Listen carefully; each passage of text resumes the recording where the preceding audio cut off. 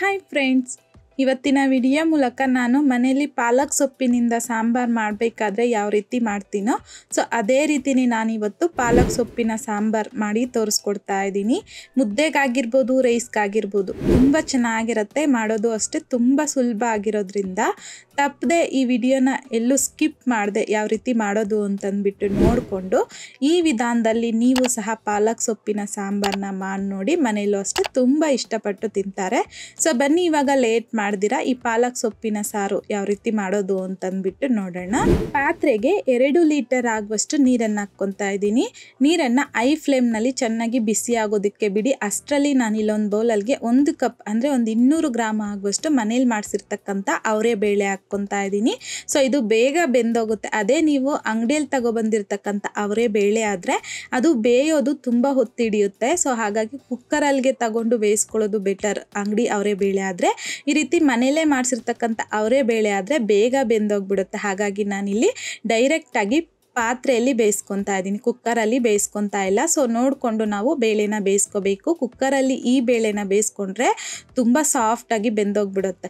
ಹಾಗಾಗಿ ನಾನು ಈ ರೀತಿ ಪಾತ್ರೆಯಲ್ಲಿ ಬೇಯಿಸ್ಕೊತಾ ಇದ್ದೀನಿ. 1-2 ಸಲ ನೀಟಾಗಿ ವಾಶ್ ಮಾಡಿಕೊಂಡು ನೀರು ಚೆನ್ನಾಗಿ ಬಿಸಿ ಆಗಿದ್ದಾದ ನಂತರ ಬೇಳೆನ ಹಾಕ್ಕೊತಾ ಇದ್ದೀನಿ. ಹಾಗೆಯೇ ಖಾರಕ್ಕೆ ತಕ್ಕಷ್ಟು ಒಂದು 10-15 ಹಸಿಮೆಣಸಿನ್ಕಾಯಿ, ಹಾಗೆಯೇ ಒಂದು 10-12 ಬೆಳ್ಳುಳ್ಳಿನ ಮೇಲ್ಗಡೆ ಸಿಪ್ಪೆ ತೆಗೆದುಬಿಟ್ಟು ಹಾಕ್ಕೊಂಡಿದ್ದೀನಿ. ಒಂದು ಮೀಡಿಯಮ್ ಸೈಜಲ್ಲಿರುವಂಥದ್ದು ಈರುಳ್ಳಿನ ಸಹ ಕಟ್ ಮಾಡಿಬಿಟ್ಟು ಹಾಕ್ಕೊಂಡು ಒಂದ್ಸಲ ಮಿಕ್ಸ್ ಮಾಡಿಕೊಂಡು ಐ ಫ್ಲೇಮ್ನಲ್ಲಿ ನೀರನ್ನು ಈ ರೀತಿ ಚೆನ್ನಾಗಿ ಕುದಿಸ್ಕೋಬೇಕು. ಈ ರೀತಿ ಕುದೀತಾ ಇರ್ತಕ್ಕಂಥ ಟೈಮಲ್ಲಿ ಒಂದ್ಸಲ ಮಿಕ್ಸ್ ಮಾಡಿಕೊಂಡು ಮೀಡಿಯಮ್ ಫ್ಲೇಮ್ನಲ್ಲಿ ಒಂದು 8-10 ನಿಮಿಷ ಬೇಯಿಸ್ಕೊಳ್ಳಿ. ಒಂದು 10 ನಿಮಿಷ ಆದ ನಂತರ ಚೆಕ್ ಮಾಡ್ಕೊಳ್ಳಿ ಬೇಳೆ ಬೆಂದಿದೆಯಾ ಇಲ್ವಾ ಅಂತಂದ್ಬಿಟ್ಟು. ನೋಡಿ, ಅವರೇ ಬೇಳೆ ಅನ್ನೋದು ಈ ರೀತಿ ಒಂದು 80% ಆಗುವಷ್ಟು ಬೆಂದಿದ್ರೆ ಸಾಕು.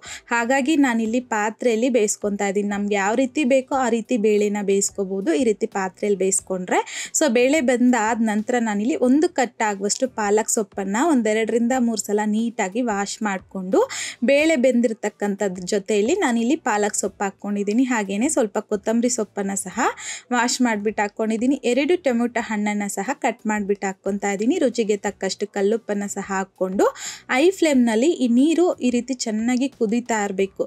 ಸೊಪ್ಪು ಸ್ವಲ್ಪ ಸಾಫ್ಟ್ ಆಗುತ್ತೆ. ಈ ರೀತಿ ಒಂದ್ಸಲ ಮಿಕ್ಸ್ ಮಾಡಿಕೊಂಡು ಮೀಡಿಯಮ್ ಫ್ಲೇಮ್ನಲ್ಲಿ ಈ ರೀತಿ ಓಪನ್ನಲ್ಲಿ ಸ್ವಲ್ಪ ಪ್ಲೇಟ್ನ ಕ್ಲೋಸ್ ಮಾಡಿ ಒಂದು 8-10 ನಿಮಿಷ ಸೊಪ್ಪನ್ನು ಬೇಯಿಸ್ಕೋಬೇಕು.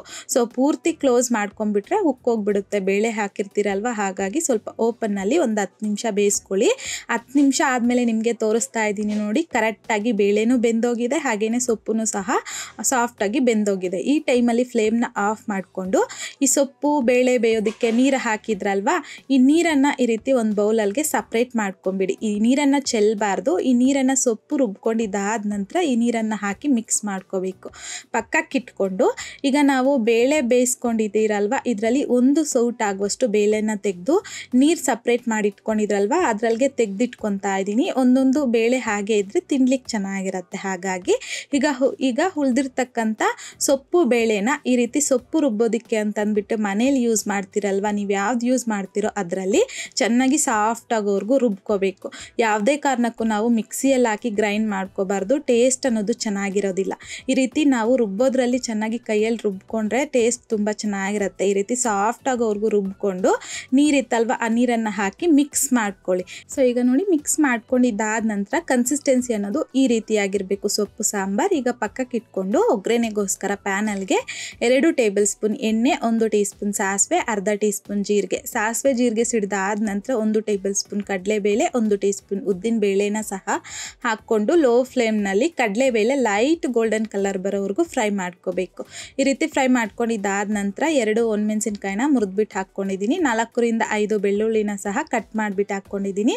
1 ಮೀಡಿಯಮ್ ಸೈಜಲ್ಲಿರುವಂಥದ್ದು ಈರುಳ್ಳಿನ ಸಹ ಕಟ್ ಮಾಡಿಬಿಟ್ಟು ಹಾಕ್ಕೊಂಡಿದ್ದೀನಿ. ಕರಿಬೇವನ್ನು ಸಹ ಹಾಕ್ಕೊಂಡು ಮೀಡಿಯಮ್ ಫ್ಲೇಮ್ನಲ್ಲಿ ಈರುಳ್ಳಿ ಈ ರೀತಿ ಗೋಲ್ಡನ್ ಕಲರ್ ಬರೋವರೆಗೂ ಫ್ರೈ ಮಾಡಿಕೊಂಡು ಫ್ಲೇಮ್ನ ಆಫ್ ಮಾಡಿ ಇಮ್ಮಿಡಿಯೇಟಾಗಿ ಈ ಒಗ್ಗರಣೆನ ತಗೊಂಡು ಆಲ್ರೆಡಿ ನಾವಿಲ್ಲಿ ಪಾಲಕ್ ಸೊಪ್ಪು ಸಾಂಬಾರು ರೆಡಿ ಮಾಡಿ ಇಟ್ಕೊಂಡಿದ್ದೀರಲ್ವ ಇದರಲ್ಲಿಗೆ ಹಾಕಿ ಚೆನ್ನಾಗಿ ಮಿಕ್ಸ್ ಮಾಡ್ಕೊಳ್ಳೋದು ಅಷ್ಟೇ. ಈಗ ನೋಡಿದ್ರಲ್ಲ, ತುಂಬಾ ಸಿಂಪಲ್ ಆ್ಯಂಡ್ ಟೇಸ್ಟಿಯಾಗಿ ನಾನು ಮನೇಲಿ ಯಾವ ರೀತಿ ಪಾಲಕ್ ಸೊಪ್ಪು ಹಾಗೆಯೇ ಅವರೇ ಬೇಳೆನ ಯೂಸ್ ಮಾಡಿಕೊಂಡು ಮಾಡ್ತೀನೋ ಸೊ ಅದೇ ರೀತಿಯೇ ತೋರಿಸ್ಕೊಟ್ಟಿದ್ದೀನಿ. ಈ ವಿಧಾನದಲ್ಲಿ ಮಾಡಿದ್ರೆ ನೀವು ಬಿಸಿ ಬಿಸಿಯಾಗಿರುವಂತಹ ರಾಗಿ ಮುದ್ದೆಗಾಗಿರ್ಬೋದು, ರೈಸ್ಗಾಗಿರ್ಬೋದು ಕಾಂಬಿನೇಷನ್ನು ತುಂಬ ಚೆನ್ನಾಗಿರುತ್ತೆ.